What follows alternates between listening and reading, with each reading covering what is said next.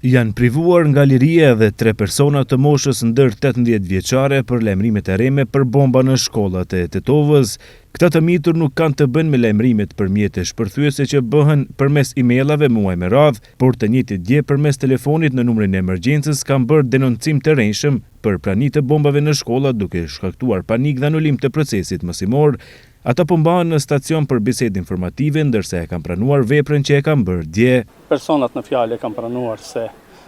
kanë kryer apo janë zbavitur me këto alarme të rreshme për bomba dhe janë mbajtur në stacionin policor Tetov për procedurë të mëtejme, pra të njëjtit në prezencë të prindërve, për shkak se bëhet fjalë për të mitur, po kryhet biseda zyrtare. Gjatë kohës kaluar pra para 2 javëve, u arrestuan edhe 2 persona dhe njëri prej të cilëve gjithashtu i mitur,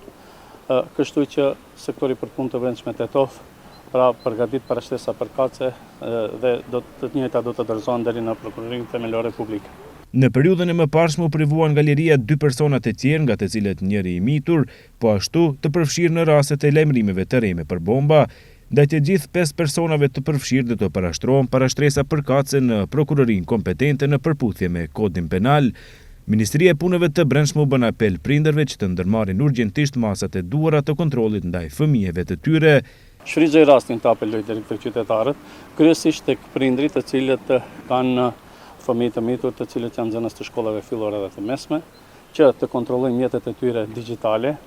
të mbikëqyrin çdo lëvizje të tyre për arsye se në këtë mënyrë fëmijët, duke menduar se zbaviten, ata krijojnë një huti tek popullata, krijojnë pasiguri tek nxënësit dhe shkaktojnë dëme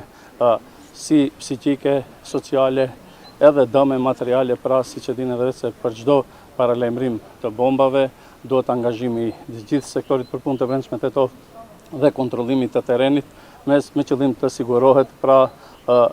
siguri më e madhe për nxënësit nëpër shkollat. Policia njofton se në raste të veprimeve të këtilla në të ardhmen do të merren masa më të repta ligjore kundër kryerësve, por edhe kundër prindërve për mospërfilljen e obligimit të mbikëqyrjes. Nga SPB Tetov paralajmëron se do të iniciojnë edhe masa pedagogjike dhe sociale në bashkëpunim të ngushtë me institucionet arsimore dhe qendrat e punës sociale.